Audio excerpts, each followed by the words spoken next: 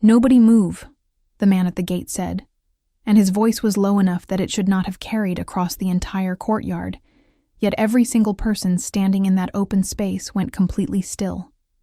Sarah Voss had been carrying a wooden bucket filled with ash and water, preparing to scrub the stones near the east wall the way she did every third morning before the sun reached its full height, and even she stopped.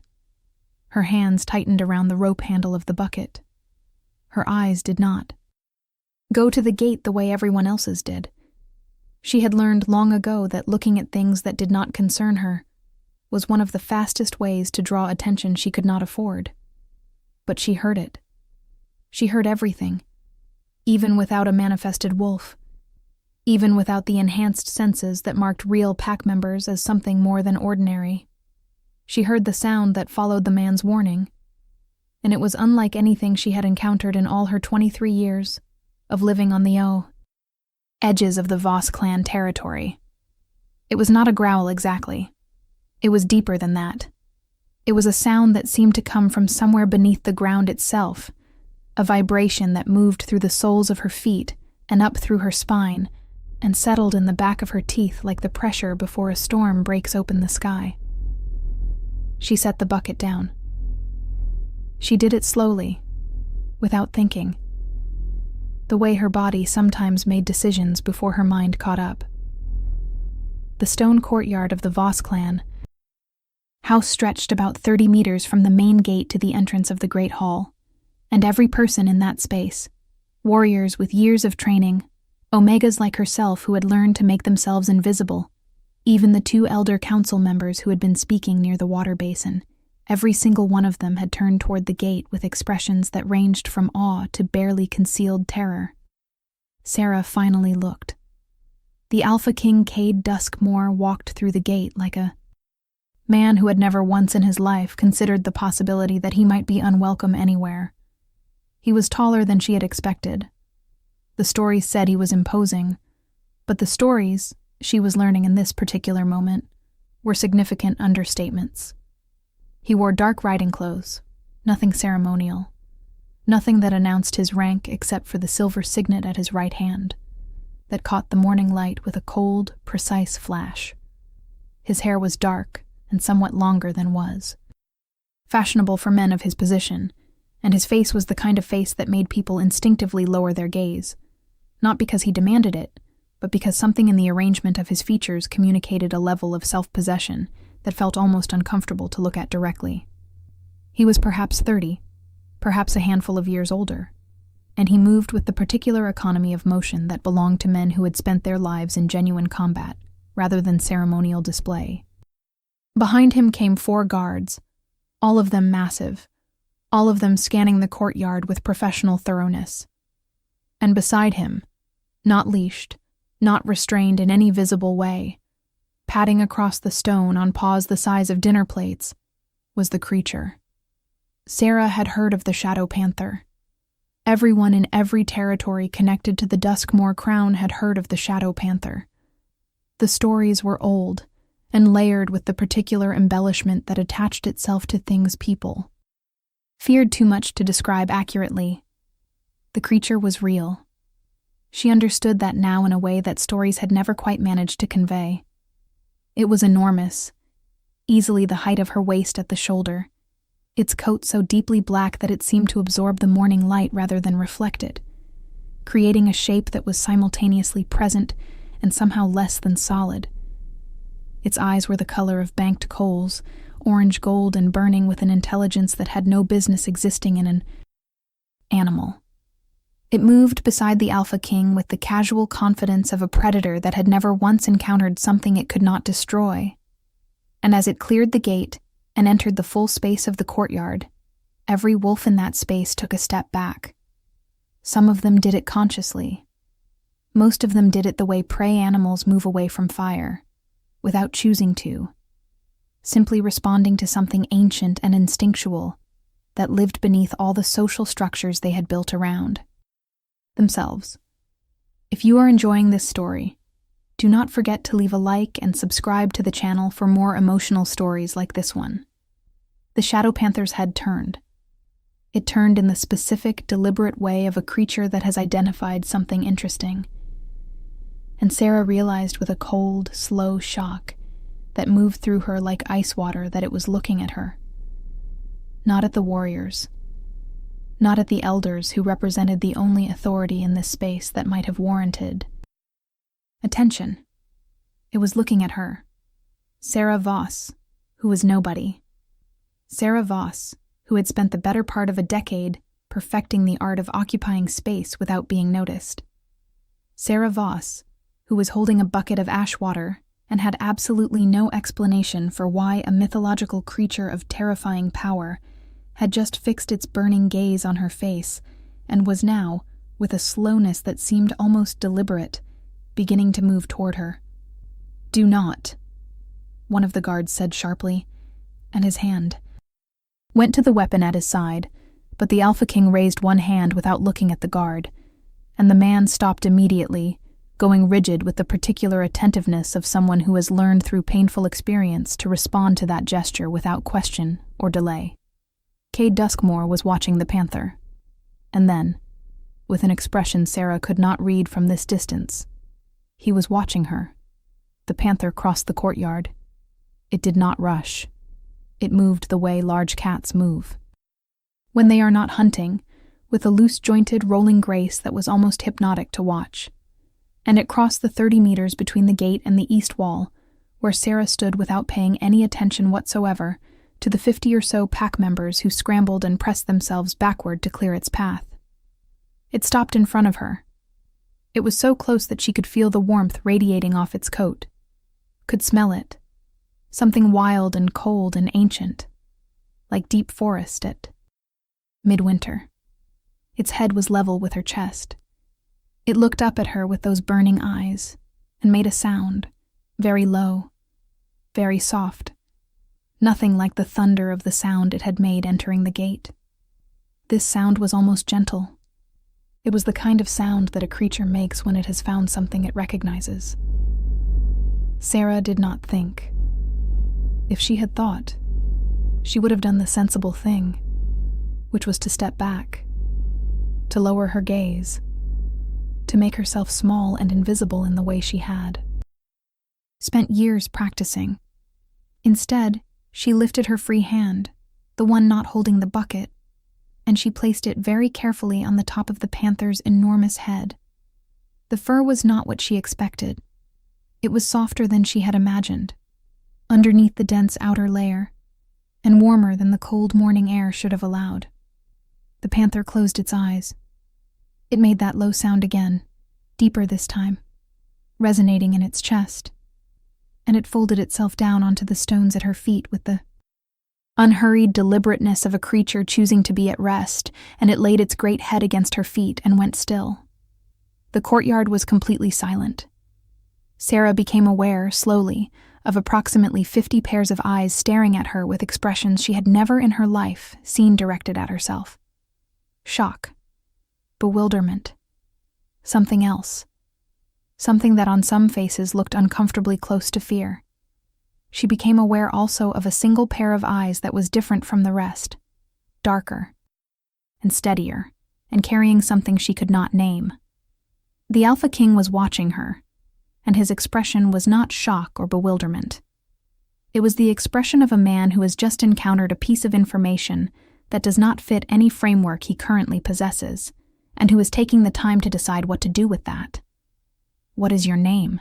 he said. His voice was not loud. It carried anyway. Sarah swallowed. "Sarah," she said. "Sarah Voss." He looked at her for another moment. "Does he do that often?" he said. And there was something in the way he said it, something very carefully controlled, that made her think the question was far more significant than it sounded. "I have never met him before today," she said.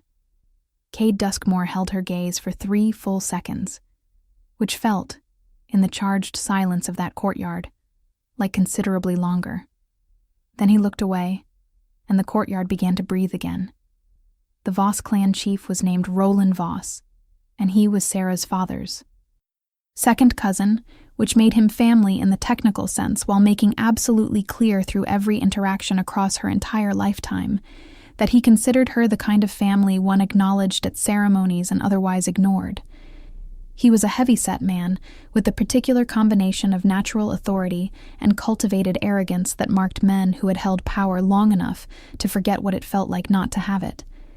He came across the courtyard with his arms already spreading in the gesture of welcome that was 3 parts genuine relief that the Alpha King had actually arrived, and 1 part performance for the assembled pack.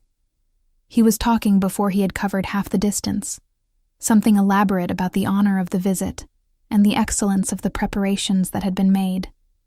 And Sarah watched his eyes slide past her, as if she were not standing 3 feet from the most significant creature any of them had ever seen. As if the Shadow Panther had not just crossed an entire courtyard to lie down at her feet.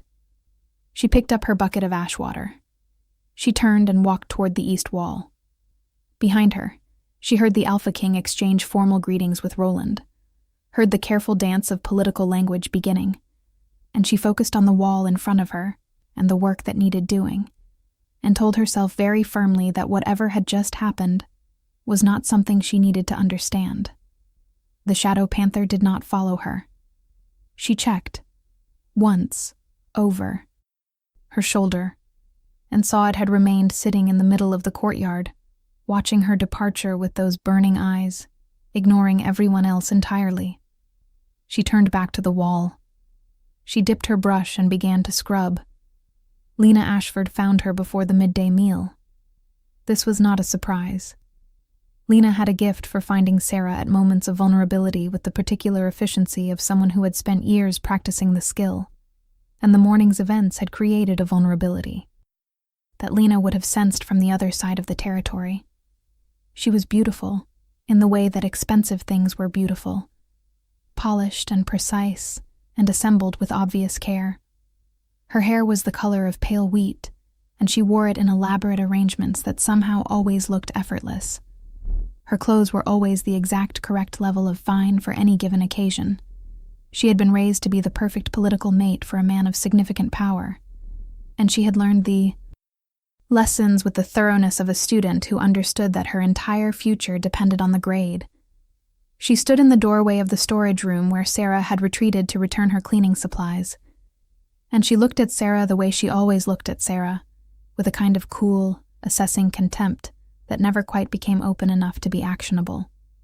"That was interesting this morning," Lena said. Her voice was pleasant. It was always pleasant in the way that things designed to cause harm, while maintaining deniability were pleasant. "I am returning the brushes," Sarah said. She kept her voice neutral.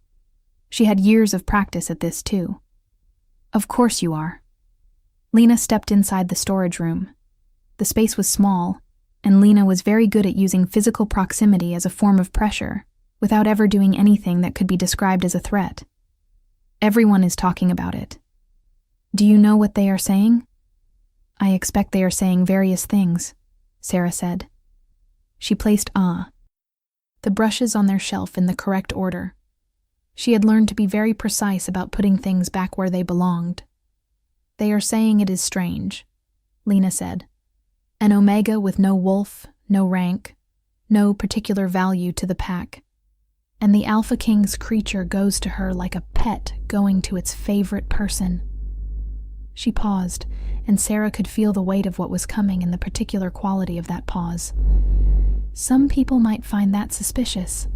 Some people might wonder what someone like you could possibly have done to make a creature like that respond that way. Sarah turned around. She looked at Lena directly, which she did not always do, because direct eye contact with Lena felt like a game Lena had been playing longer and with more preparation. "I did not do anything," she said. "It walked to me. I have no explanation for that." "No," Lena said, and she smiled, and the smile was the kind that did not involve her eyes at all. "I imagine you do not.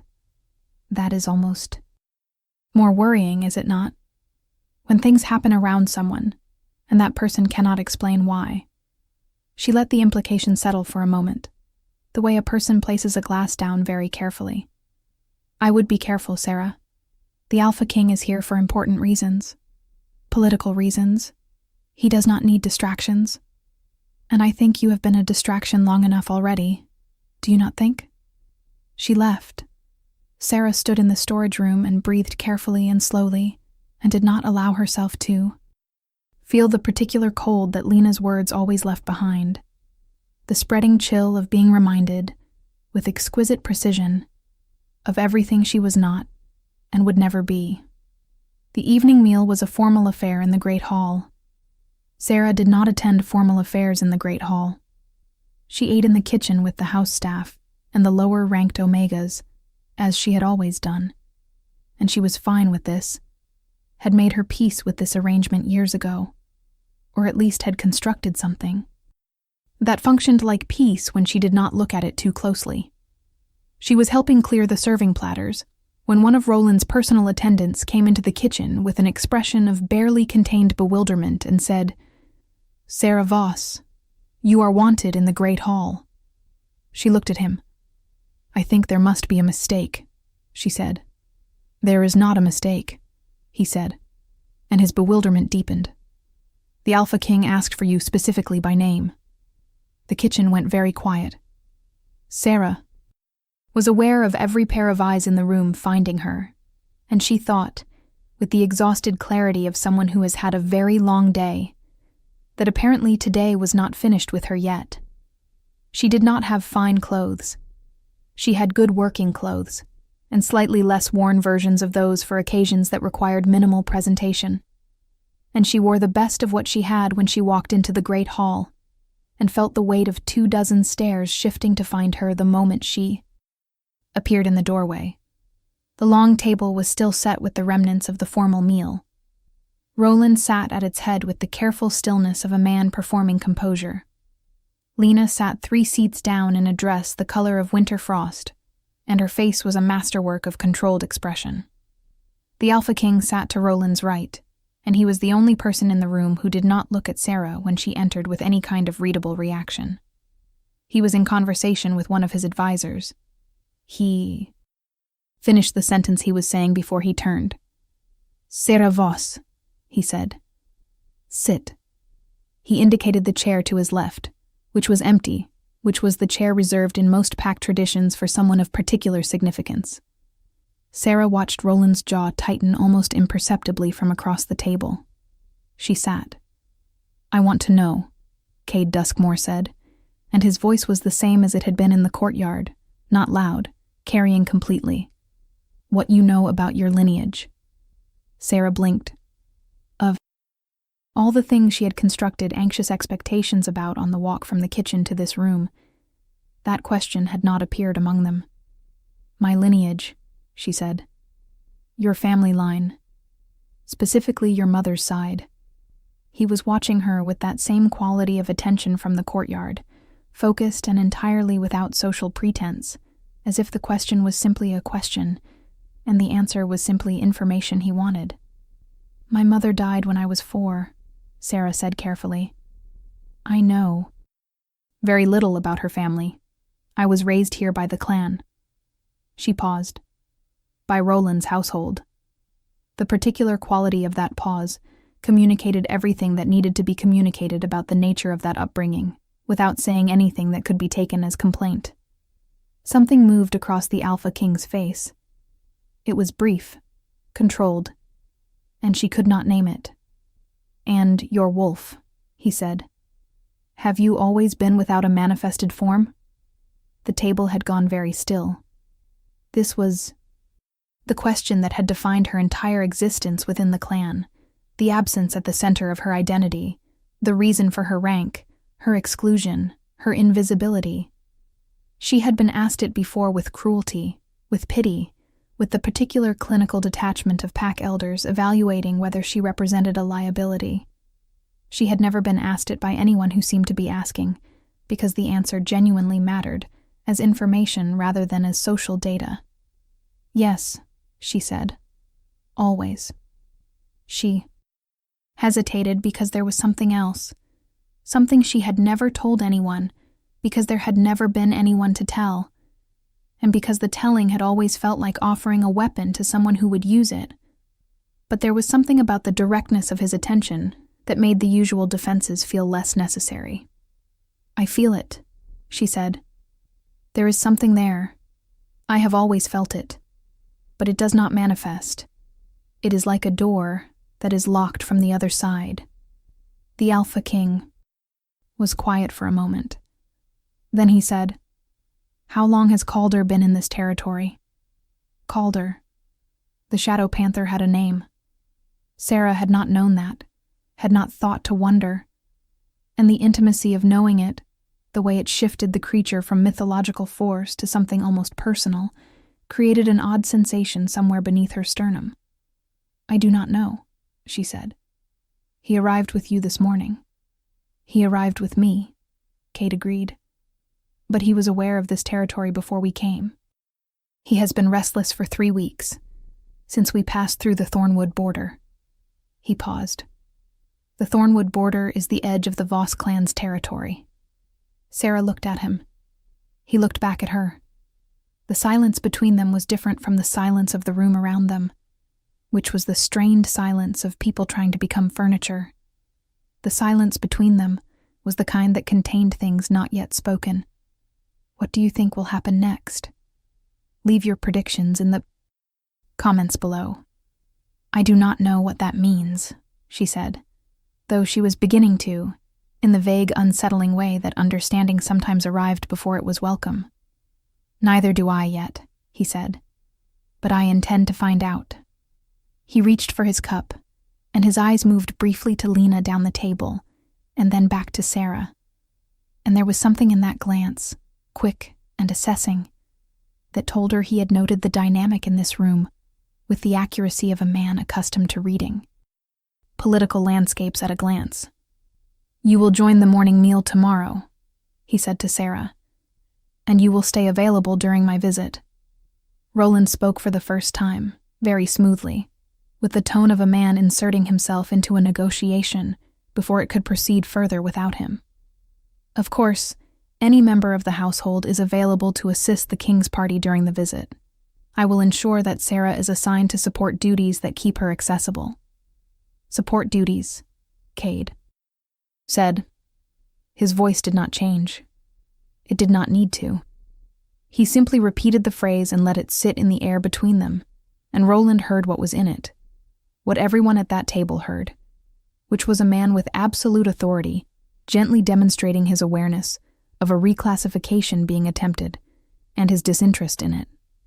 "As a guest," Cade said. "She will join us as a guest." Sarah walked back to the kitchen. Her hands were steady. Her heartbeat was not. She did not sleep well that night. She lay in the narrow bed in the small room that had been hers since she was old enough to be given one, listening to the nighttime sounds of the clan house, the distant call of a night bird, the creak of old timber settling, the occasional far-off sound of a sentry changing position. Her room was on the east side of the building, and through the single small window she could see the corner of the courtyard where she had stood that morning. She found herself thinking about the warmth of the panther's head beneath her hand, the extraordinary softness of that coat, the sound it had made when it lay down at her feet. She found herself thinking about the locked door inside herself, the thing she had stopped talking about, because talking about it had only ever brought her more of what she already had too much of, which was the particular pity that people directed at someone they had already written off. She thought about what he had said. Calder had been restless since the Thornwood border, 3 weeks ago. She had spent the last 3 weeks the same as every other week of her adult life, working and invisible and making herself small. And apparently something had been paying attention to her from the other side of a territorial border without her knowledge. The thought was strange. The thought was also, beneath its strangeness, something else. Something that felt dangerously close to the emotion she had trained herself most carefully not to feel. Because hope was the cruelest of the things she could not afford. She closed her eyes. She breathed.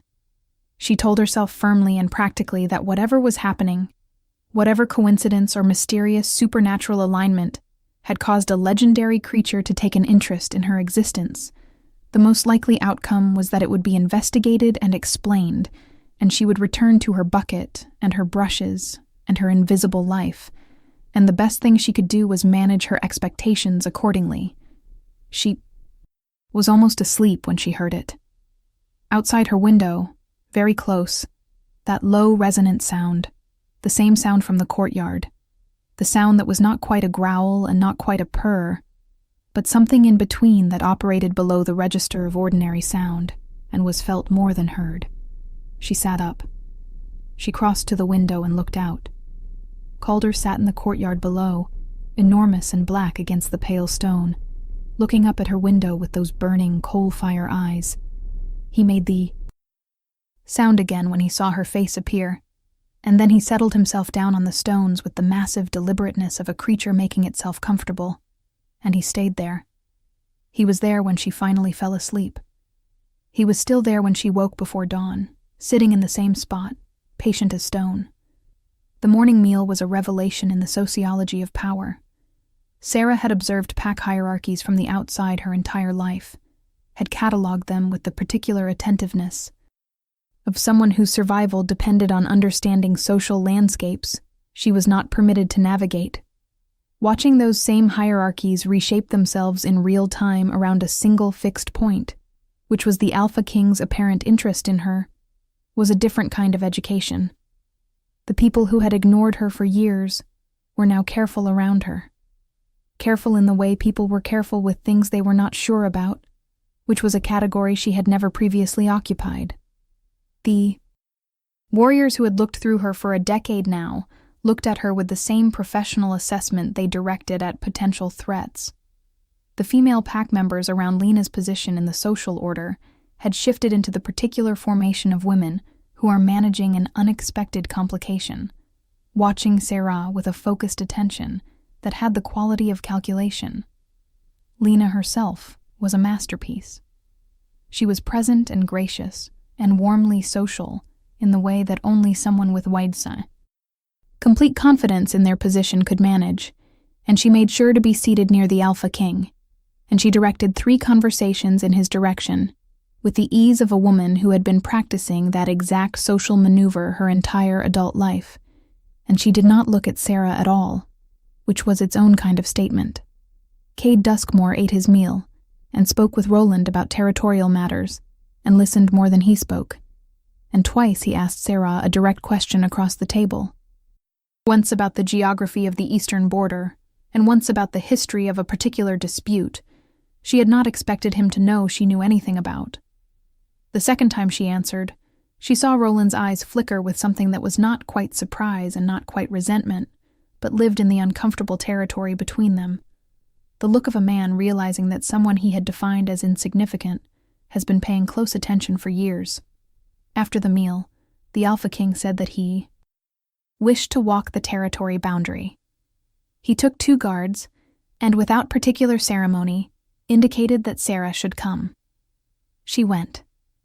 Lena watched her go with an expression that had not changed in any observable way, and yet communicated volumes to anyone capable of reading the specific frequency on which Lena Ashford transmitted her most dangerous communications. The eastern boundary of the Voss territory ran along a ridge line above a river valley, and the morning was cold and clear with the particular sharpness of early autumn, and Calder walked between them with the easy stride of a creature entirely at home in open terrain. Sarah had thought the Alpha King would ask more questions about lineage or about her wolf, but he walked for almost 10 minutes without speaking, and she found, with mild surprise, that the silence was not uncomfortable. She had spent most of her life uncomfortable in silence with powerful people, because silence with powerful people usually meant something was being decided about her. This was different. This felt like the silence of someone simply occupying the same space. "How long have you lived in Roland's household?" he said finally. "Since I was 4, she said. "When my mother died." "Your father?" "I never knew him." She paused. "I was told he was from another territory, that he left before I was born." Cade was quiet for a moment. They had reached the ridge, and below them the river moved with the silver quickness of cold water catching light. "What do you know about the Voss bloodline's original lineage?" he said. She turned to look at him. He was looking at the valley below. "The official history says the clan was founded by Aldo Voss 3 generations ago," she said. "The official history," he said. And there was something in the way he said it, a very subtle emphasis on the word official, that told her he knew it was incomplete. "There are older stories," she said carefully. She had collected those stories the way she collected everything that might help her understand what she was and what she was not. Stories about the territory before the Voss clan, about a bloodline that held this land before the current hierarchy, a lineage connected to something older than pack law. She paused. "They are not stories that get told in the Great Hall." "No," he agreed. "They would not be." He turned and looked at her, and his gaze was direct in the way it always was, without the usual social softening that people applied when they were going to say something significant. "There is a record in the Crown Archive, older than the Voss clan by 4 generations. It describes a family line in this territory with a particular characteristic, a bloodline that carries a dormant power, one that does not manifest in the conventional way but is present nonetheless, a power that certain creatures, those old enough and perceptive enough, can detect even when it is not active." He paused. "Calder is approximately 400 years old." Sarah was quiet. The wind moved through the valley below them, and the river went on being silver and quick and indifferent to revelations. "The bloodline was believed to have ended," Cade continued. "The records suggest it was deliberately suppressed. A political decision made 3 generations ago to consolidate power in a simpler hierarchy." He was watching her with that steady, focused attention. "I began researching this when Calder became agitated at the Thornwood border. I had never seen him respond to a location that way. I pulled the archive records during our travel here." He paused again, and what was in the pause was not uncertainty exactly, but something that in a less contained man might have been called wonder. "The family name in the archive is not Voss." "What is it?" she said. Her voice was very even. "Vael," he said. "The Vael line. Ancient enough that most of the surviving records are in old script. Vael." The word landed somewhere deep inside her, in the vicinity of that locked door, and the door did not open, but something shifted against it. Some pressure from the inside that she had never felt before, that sent a tremor through her so subtle that it would not have been visible to anyone watching, but that she felt from her fingertips to the back of her throat. Calder, walking at her left, stopped walking. He turned his great head and looked at her, and his nostrils flared and he made a sound, that resonant deep sound, and then he pressed the side of his enormous head against her hip with a gentleness that was startlingly at odds with his size. "Yes," Cade said quietly, watching the panther. "He feels it too." Sarah placed her hand on Calder's head. Her fingers were trembling slightly, and she did not try to stop them because there was no audience here except the Alpha King, and 2 guards who were very professionally looking at the valley, and she was beyond caring in this particular moment about the performance of composure. "What does it mean?" she said. "Practically, if the bloodline record is accurate, what does it mean for me?" Cade was quiet for a moment that felt considered. "It means the power you have been feeling your entire life is real, and was always real, and what has been keeping it locked is not a deficiency in you, but a deliberate suppression that was applied to this bloodline at a political level 3 generations ago, and has been maintained since."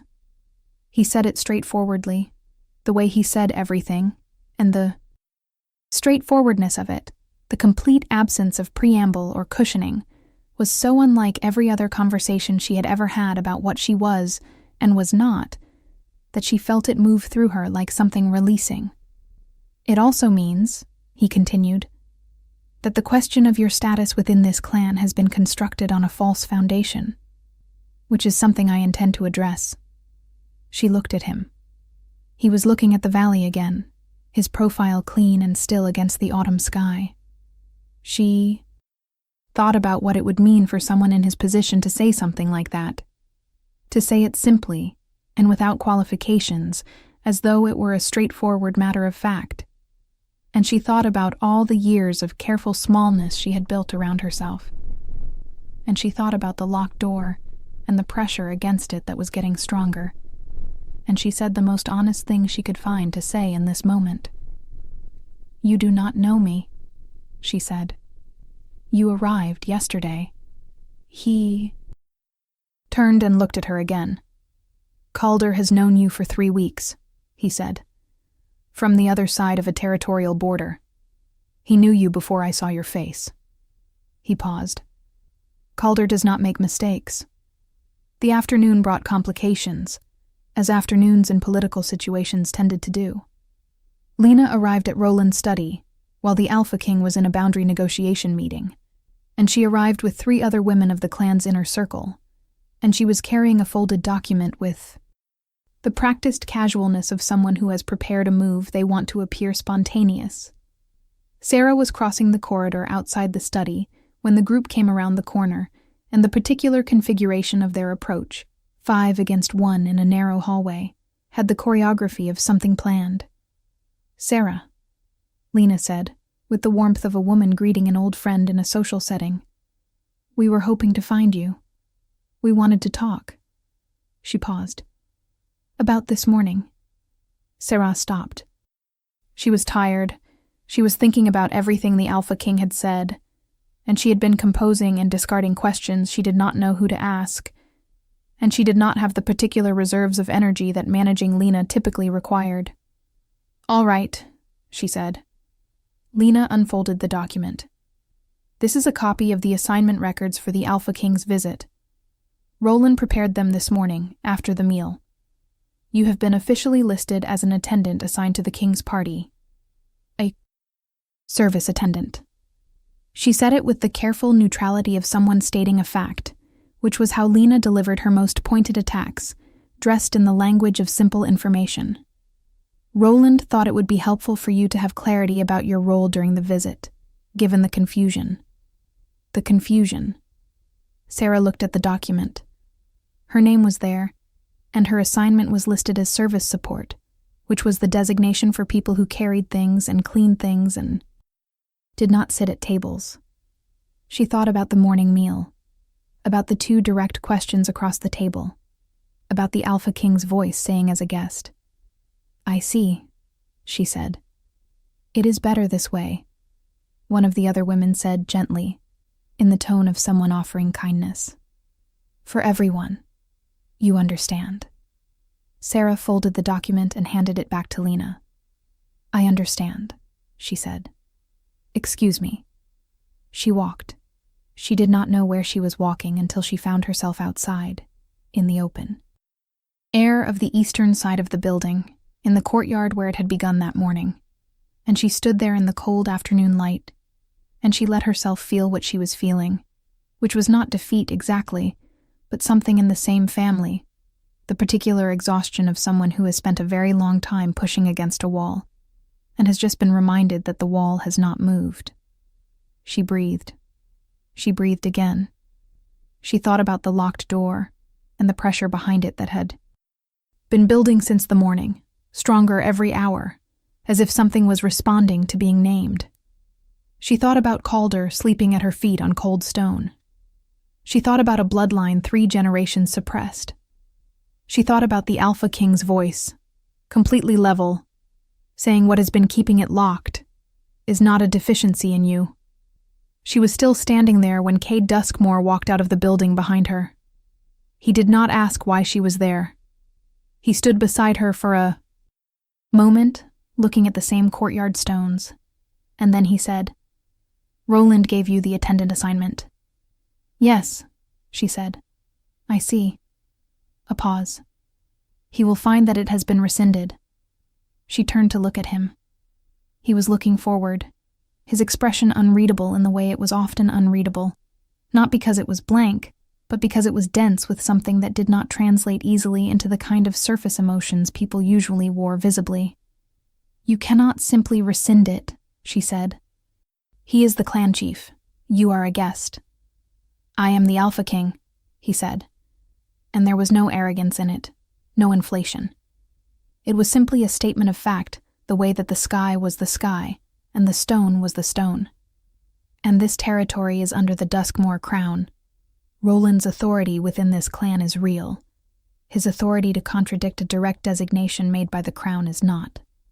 He paused. I should have made the designation more explicit at the morning meal. I did not, and that was an oversight. I will correct it. She was quiet for a moment. The afternoon light was long and golden and cold, and it caught the edge of his jaw and the silver of the signet at his hand. "Why?" she said. "Not what or how, but why. Why does it matter to you what Roland designates me?" He turned to look at her. His eyes were very dark, almost black in some lights, and there was something in them in this particular light, the long gold of a late autumn afternoon, that she had not seen there before, or perhaps had not been close enough to see. "Because it is not accurate," he said, "and I do not tolerate inaccurate designations in my crown's territory." A pause. "And because Calder has not slept inside the keep since we arrived. He spent the night in the courtyard outside your window." She looked at him and felt the thing she had warned herself about feeling, that warm and terrifying thing, moving through her with no regard for her warnings. "What does that mean?" she said quietly. "Calder in the courtyard. What does it mean in terms of the bond or the connection? What does the ancient record say about it?" He was quiet for a long moment, and in that moment she could see him deciding how much to say, which was unusual because he had seemed so far to be a person who said what he meant without particular deliberation. "The Vale bloodline," he said carefully, "is described in the archive as having a specific relationship with certain bound creatures. Creatures that are themselves very old. The relationship is described in the old texts as recognition. The creature recognizes a person carrying the bloodline the way you would recognize your own name spoken aloud. Not because of training or choice, but because it simply is." He paused. The records also describe the bond that forms between a person of Vale blood and the creature's bonded companion. She was very still. "The creature's bonded companion," she said. He held her gaze. "The archive is several centuries old," he said. The language of that time was not indirect about such things. He paused, and something in his expression shifted, very slightly. Something that was the most human expression she had seen on his face, and that looked, beneath its controlled exterior, like a man standing at the edge of something much larger than he had planned for. "I have spent my adult life bonded to Calder. I have never found the other half of what the old texts describe. I had concluded the bloodline was extinguished, I paused again. "I stopped looking approximately 5 years ago." The silence was very complete. The long golden afternoon held still around them. "And then 3 weeks ago," she said. "And then 3 weeks ago," he agreed. "If you want to see how this story ends, make sure you are subscribed with notifications on." She did not know how long they stood there in the quiet courtyard. The light shifted, slowly, from gold to the first cool gray of approaching evening, and neither of them spoke, and it was not an uncomfortable silence, but the particular silence of two people processing something too large to immediately clothe in words. Calder appeared at some point from the shadows at the far side of the courtyard and padded across to them and settled himself between them, with the unhurried satisfaction of a creature presiding over something it had arranged itself and was pleased with. Sarah looked down at him and felt the locked door tremble, that pressure from the inside becoming something close to urgent, and she breathed carefully and slowly and told herself that whatever was happening, whatever ancient bloodline and 400-year-old creature and archive records were converging toward, she needed to remain herself inside it. Not be swept into someone else's story. Remain Sarah Voss, who was practical and careful and had learned very thoroughly how to survive. But also, she thought, Sarah Voss, who might not be only what she had been told she was. The next 3 days had a particular quality she did not have a word for, an intensification of everything ordinary, as if the events of the morning had opened a lens somewhere, and everything seen through it was sharper and more saturated. She sat at the morning meal as a guest, and watched Roland manage his equilibrium with the expertise of a man long practiced in containing things he could not openly address. She walked the territory with the Alpha King on 2 more mornings, and they talked about the history of the land, and the nature of pack politics and the complexity of the crown's obligations to the various clans, and she discovered that talking to him was unlike talking to anyone she had encountered before, because he listened with full attention and responded with information rather than performance, and asked questions that told her he was genuinely interested in what she thought, rather than in what she was expected to think. She also discovered that being around him produced in her a physical awareness that she found both deeply inconvenient and impossible to ignore, a heightened sensitivity to proximity and warmth, and the particular quality of his voice when it dropped low, which it did sometimes, not deliberately, she thought, but simply because some things were easier to say quietly. Lena escalated. This was predictable, and Sarah had been watching for it with the careful attention of someone who had learned that the time between when Lena decided something and when she acted was usually short. It began with small things. Information circulated through the clan about Sarah's history, specifically and pointedly the parts of her history most easily weaponized: her wolfless status, her service rank, the years of basic labor that constituted her contribution to the clan. It circulated in the way information circulated when someone with social reach decided it needed to, casually but persistently, the way smoke moved through a building without anyone being able to identify the specific source. The Alpha King's advisors received it the way advisors received all social information, filing it and noting it, and certainly discussing it in terms of what it meant for their king's judgment and reputation. Sarah watched this happen and kept her expression neutral, and her movements steady, and refused to give Lena the visible distress that would have confirmed the strategy was working. Then, Lena did something more direct. On the 3rd evening, during a gathering in the Great Hall, that was formal enough for everyone of any significance in the clan to be present, Lena stood and said, with the composed authority of someone making a practical contribution to a discussion, that she believed the Alpha King deserved to know the full context of certain members of the household before forming associations that might prove diplomatically inconvenient. She said it beautifully, using the language of concern and care and practical service to the king's interests, and she spoke about Sarah's wolfless status and the questions it raised about lineage legitimacy, and the difficulty of verifying claims about bloodlines that conveniently appeared at politically significant moments. She was not cruel. She was the opposite of cruel. She was reasonable and measured and utterly devastating. The hall was quiet when she finished.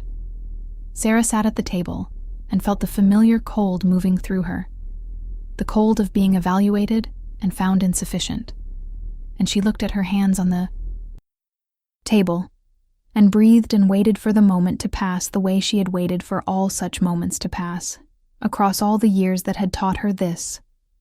Waiting was the only reliable skill she possessed. "Thank you, Lena," Cade Duskmore said. His voice was exactly as it always was, level and carrying. "Your concern is noted." He paused. "I have been aware of the questions you have raised since before my arrival. The archive research that led me to this territory was thorough."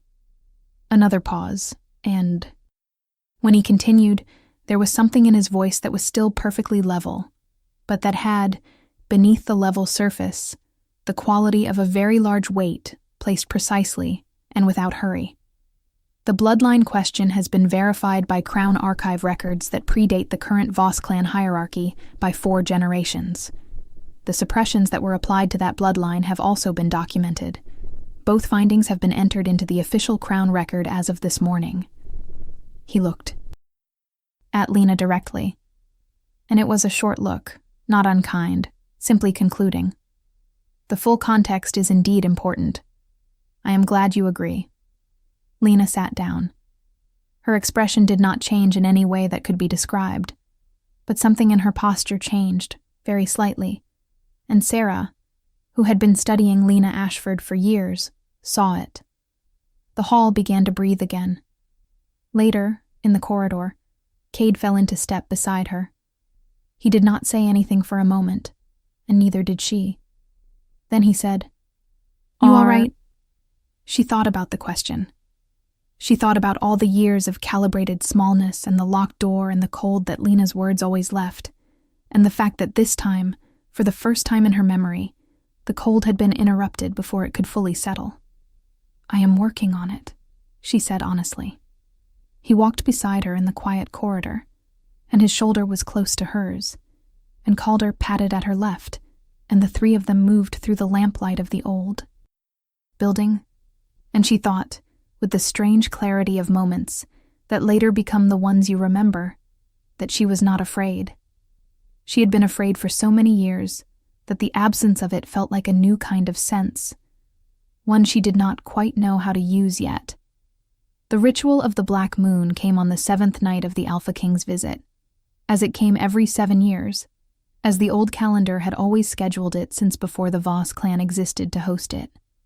The Black Moon ritual was not specific to any single pack. It was older than any current clan structure, a convergence that happened at the darkest moon of the autumn cycle, when the veil between what was known and what was true became thinner than at any other time, and the witnesses who gathered in a Black Moon circle were bound by laws older than any political arrangement to receive what the ritual revealed. It could not be manipulated. It could not be staged. It had ended political careers, settled inheritance disputes, dissolved false bonds, and confirmed true ones across more generations than any living wolf could count. Roland had known the ritual was coming when he invited the Alpha King, and the political calculations in that invitation were transparent to anyone who understood that Lena Ashford's best hope for confirming a crown alliance was through a Black Moon ceremony. What Roland had not calculated, because he could not have, was what the ritual would find when it encountered a Vale bloodline that had been suppressed for 3 generations, suddenly and actively pressured by proximity to its natural partner. Sarah stood in the circle, and she was terrified. She did not have practice being terrified in front of other people, had spent so long turning terror into the specific face of composed acceptance that she was not sure her face knew how to do terror anymore. But the circle was open to the sky, and the dark moon above it was absolute, not a sliver of light anywhere, and the air in the circle had that pressure to it that she had been feeling building for days, the pressure from the wrong side of the locked door, and her hands at her sides were shaking, very finely, and she was not trying to stop them because she did not have anything left to use for stopping them. Cade Duskmore stood in the circle too, 12 feet from her, with Calder at his side, and he was watching her across the dark space between them, and his expression was the most open she had seen it, that controlled surface moved aside for this particular moment, and what she could see underneath was something that looked like a man bracing himself for something he had wanted for a long time. The ritual elder began the words. They were in old script, and Sarah did not know the language, but she knew the sound of it. Knew it from somewhere that was not her memory, but was older and deeper than her memory, and the knowing of it produced a sensation she had no name for. Around the circle, the witnesses stood in silence. Lena was there. Roland was there. Calder sat between Sarah and Cade, and he was still as stone, and his eyes burned with their coal fire light, and he was watching the space above Sarah's head. When the power came, it did not come the way she had expected power to come, with force or violence or the dramatic shattering of something breaking. It came like water, finding a channel that had been waiting for it, like light moving through a door that had finally been opened from the right side. It moved up through her from the ground, from somewhere beneath the stone of the circle, and it moved through her spine and into her chest, and the locked door did not so much open as dissolve, the lock simply ceasing to be, the door ceasing to be.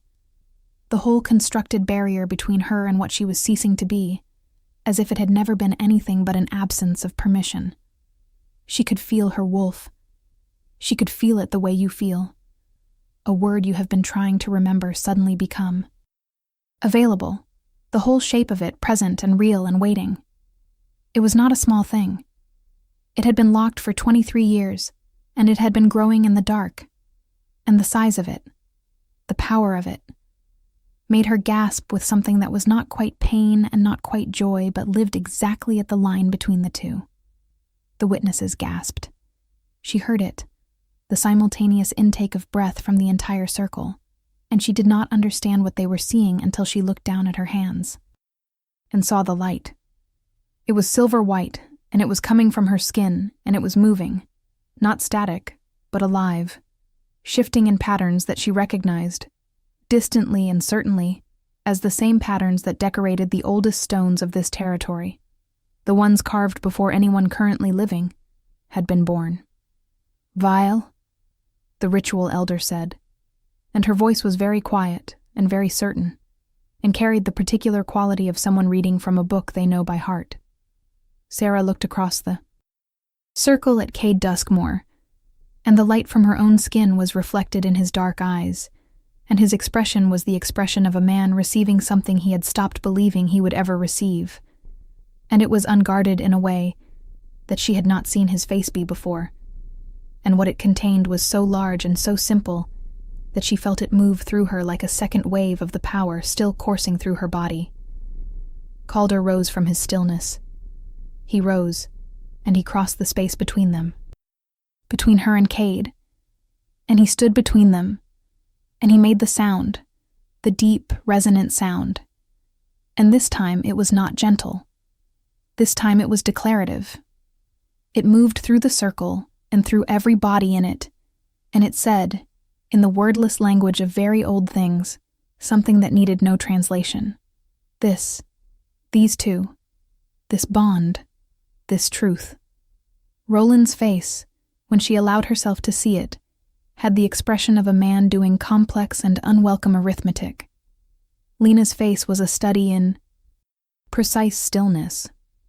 The witnesses around the circle had the expressions of people present at a historical event they had not expected to witness, the particular quality of attention that came from knowing that what was happening would be talked about for a very long time. Sarah turned back to Cade.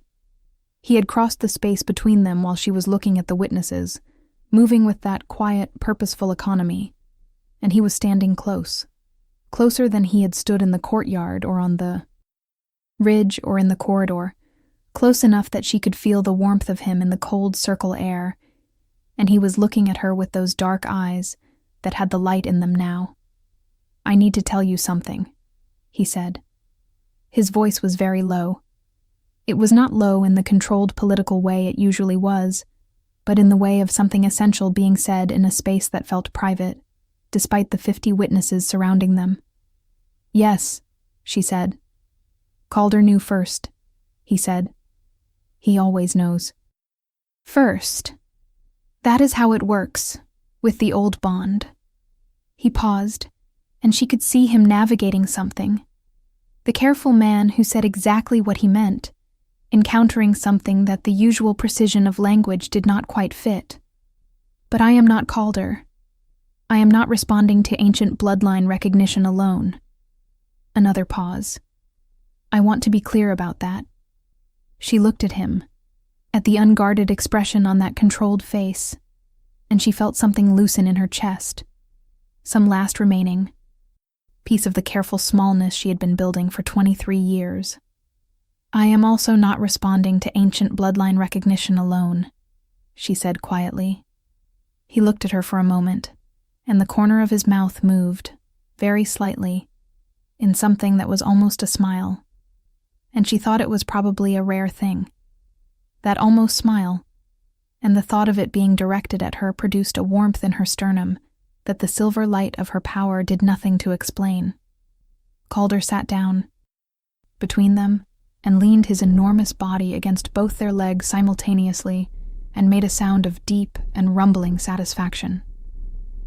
What followed was not simple. Nothing worth having ever arrived simply, and the Vale bloodline's return, the Crown's official documentation of it, the redistribution of status and recognition that followed, the necessary and uncomfortable conversations between the Alpha King and the Voss clan, leadership about what had been suppressed and why, and what restitution. Meant in practical terms, none of that was simple, or quick, or without difficulty. Roland negotiated with the dignity of a man who understood that his position remained intact, even as its foundations were being re-examined, and he was not without intelligence, made his accommodations with the grace of someone who had decided that accommodation was better than confrontation with the Crown's full authority. Lena left the territory on the 4th day after the ritual, and she did it with the composure. That had always been her most formidable quality, and Sarah watched her go and felt no triumph, only the particular quiet of something that no longer required energy to manage.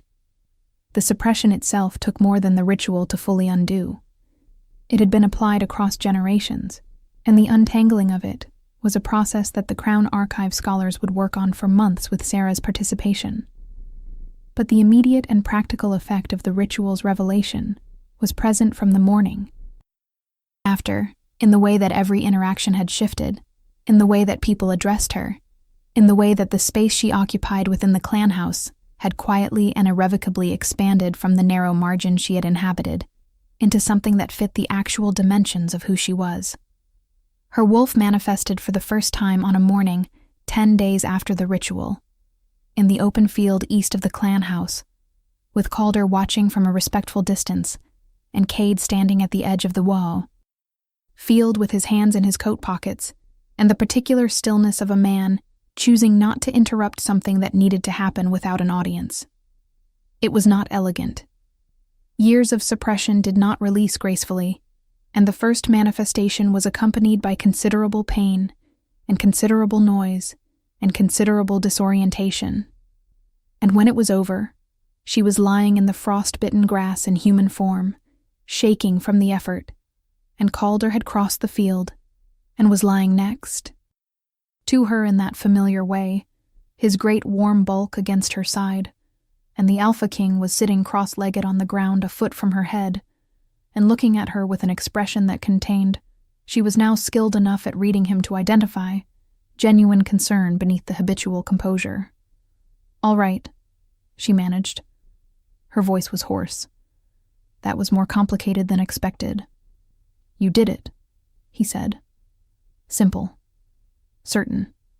She turned her head and looked at the sky above her, clear and cold and enormous, and she felt the wolf inside her, finally properly present, resting after the effort of its first emergence, patient as something that has waited long enough to no longer be in any hurry. She felt her own power moving through her in the even, steady way that things moved when they were in their proper channels.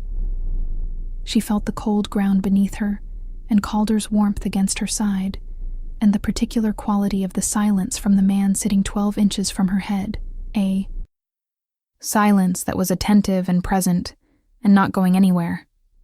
"What happens next?" she said, "practically." "You continue to develop your abilities," he said. "The archive scholars will want to meet with you. There are several months of work to fully document the bloodline restoration." He paused. "I will need to return to the Crown seat within the fortnight.